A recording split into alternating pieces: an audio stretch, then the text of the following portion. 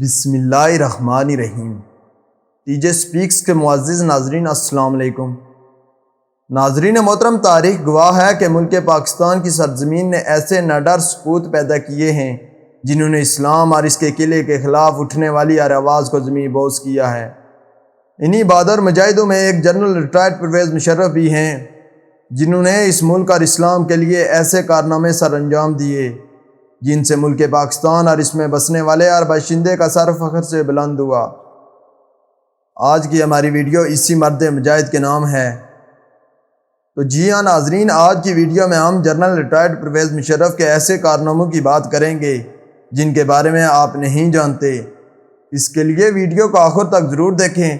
اسب روایت چینل پر نئے آنے والے ناظرین سے گزارش ہے کہ ہمارے چینل کو سبسکرائب کریں اور ساتھ گھنٹی کے نشان کو بھی دبائیں تاکہ ہر نئی آنے والی ویڈیو کا نوٹیفیکیشن تسلسل و تواتر کے ساتھ آپ تک پہنچتا رہے۔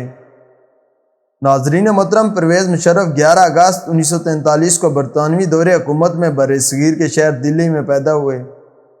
1947 کو تقسیم پاکستان کے وقت دوسرے مسلم خاندانوں کی طرح پرویز مشرف بھی اپنی فیملی کے ساتھ پاکستان آ کر آباد ہوئے۔ اس وقت ان کی عمر صرف 4 سال تھی۔ انہوں نے ابتدائی تعلیم پہلے ترکی اور پھر کراچی سے حاصل کی۔ 1961 کو 18 سال کی عمر میں پرویز مشرف نے پاکستان آرمی میں شمولیت اختیار کی اور پھر 1964 کو مشرف نے 29ویں لانگ کورس کی کلاس میں گریجویشن کیا اور پھر آرٹلری ریجمنٹ میں ایک سیکنڈ لیفٹیننٹ کے طور پر شمولیت اختیار کی۔ اپنے کیریئر کے شروع میں ہی اس مرد مجاہد کو 1965 کی پاک بھارت جنگ کا سامنا کرنا پڑا۔ اس جنگ کو ٹینکوں کی جنگ بھی کہا جاتا ہے۔ اس جنگ میں پاکستان کے پاس اکلوتی آرمڈ ڈویژن تھی اور پرویز مشرف اس ڈویژن کی ریجمنٹ کا حصہ تھے۔ دوستو، پرویز مشرف کے بقول اس جنگ میں انہوں نے گن پوزیشن آفیسر کے طور پر خدمات سر انجام دی تھی۔ اس جنگ میں پرویز مشرف نے چھنگا منگا قصور سے لڑنا شروع کیا اور بھارتی شہر خیم کرن تک جا پہنچے تھے۔ مشرف کے بقول وہ خیم کرن کی گلیوں میں گھومتے رہے اور وہاں چھوڑے گئے بھارتیوں کے بائکس بھی چلاتے رہے۔ دوستو، اس جنگ میں دل کو ہلا دینے والا واقعہ اس وقت پیش آیا جب ان کی ریجمنٹ ہندوستانی پنجاب کے گاؤں پٹیانہ کے محاذ پر لڑ رہی تھی کہ انڈین ایئر فورس کا گولہ ان کی کمپنی کے ایک ٹینک پر آ گرا، جس سے ٹینک میں آگ لگ گئی۔ یہ ٹینک بارود کے گولوں سے بھرا ہوا تھا۔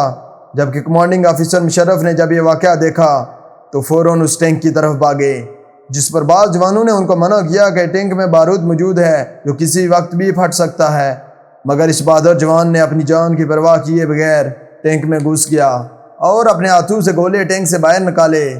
اس کے بعد ٹینک میں موجود پاک آرمی کے شہید جوانوں کو باہر نکالا، یوں اپنی کمپنی کو ایک بڑے نقصان سے بچایا۔ اس کے علاوہ اس جنگ میں مشرف نے بہت سے اعزازی کارنامے سر انجام دیے، جس کی وجہ سے انڈین والے اس کو مین آف فائر بھی کہتے ہیں۔ اس جنگ کے اختتام کے فوراً بعد پرویز مشرف کو بہادری کی امتیازی سند دی گئی اور ایلیٹ اسپیشل سروس گروپ کے لیے منتخب کیا گیا۔ دوستو، پھر 1971 کی جنگ شروع ہوئی۔ اس جنگ میں پرویز مشرف نے اسپیشل سروس گروپ کی کمپنی کمانڈو کے طور پر خدمات سر انجام دی۔ ناظرین محترم، پھر وہ سال آیا اور وہ وقت آیا جب اس شخص نے ملک پاکستان اور اسلام کا سر فخر سے بلند کیا۔ یہ واقعہ 20 نومبر 1979 کی صبح کو پیش آیا جب دنیا بھر کے مسلمانوں کے مقدس مقام کعبہ کے امام نے صبح کی نماز کا سلام پھیرا ہی تھا کہ بہت سے آدمیوں کے ایک جتھے نے آ کر امام کعبہ کو گھیر لیا۔ اس وقت حرم شریف میں 1 لاکھ سے زائد آدمی تھے۔ اس جتھے کا سرگنا 27 سالہ محمد بن عبداللہ قطانی تھا۔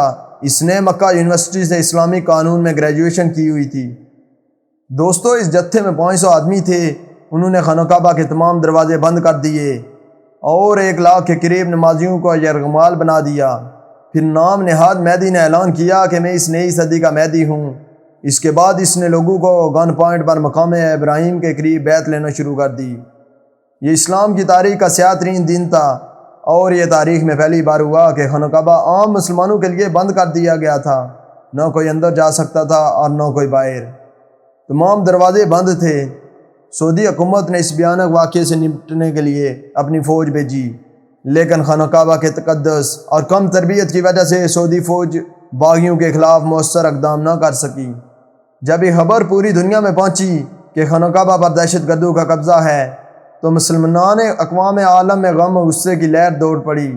ہر طرف سے پرزور مطالبہ کیے جانے لگا کہ اس مقدس مقام کو دہشت گردوں کے چنگل سے چھڑایا جائے۔ دوستو، اس وقت سعودی حکومت کا فرینچ حکومت سے دفاعی معاہدہ تھا، مگر فرینچ کمانڈو غیر مسلم ہونے کی وجہ سے حرم شریف میں نہیں جا سکتے تھے۔ انہوں نے سعودی فوج کو تربیت دی، مگر وہ بھی غیر مؤثر رہی۔ چنانچہ نگاہ انتخاب پاک فوج پر پڑی۔ اللہ تعالیٰ نے یہ کام پاک فوج سے کروایا۔ سعودی فرمانروا شاہ خالد نے پاکستان سے درخواست کی کہ پاکستان بیت اللہ کی حفاظت کے لیے کچھ اقدامات کرے۔ اس وقت پاکستان میں جنرل ضیاء الحق کی حکومت تھی۔ پاک فوج سعودی حکومت کے کہنے سے پہلے ہی تیار بیٹھی تھی۔ چنانچہ پاک فوج کے ایک اسپیشل کمانڈو کا دستہ سعودیہ کی طرف روانہ کیا گیا۔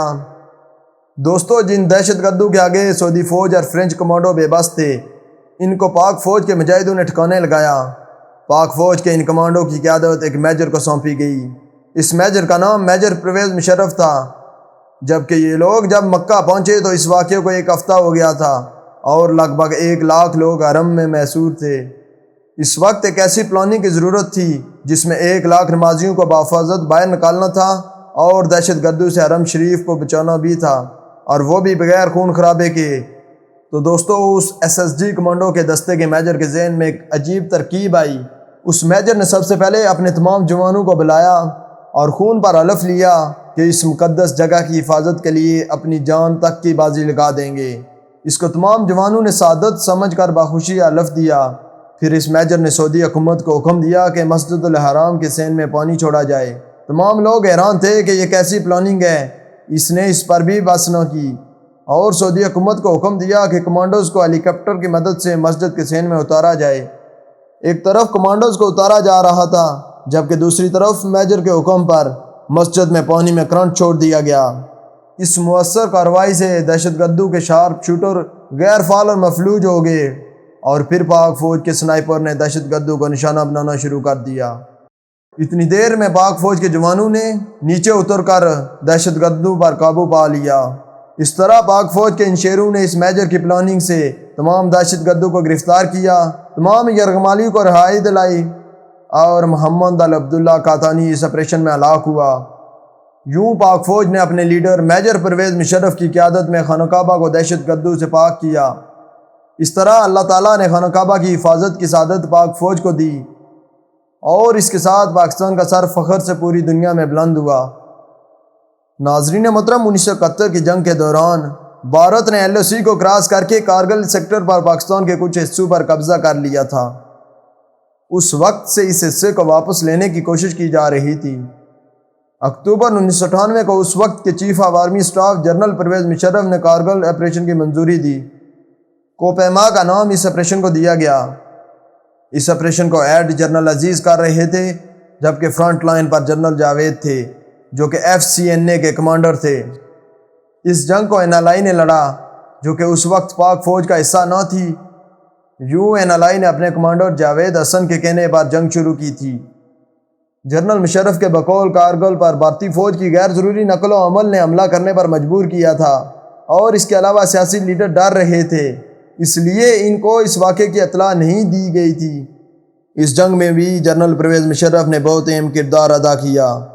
اس وقت وہ آرمی چیف تھے۔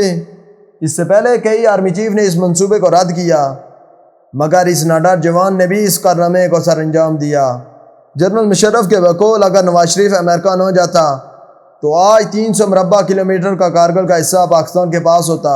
مزید برآں جموں کو سری نگر سے ملانے والی اقلیتی شاہراہ پر بھی پاک فوج کا قبضہ ہوتا۔ اس جنگ میں جنرل مشرف خود LOC سے 11 کلومیٹر اندر مقبوضہ کشمیر میں گئے اور مورچوں میں ایک رات جوانوں کے ساتھ گزاری۔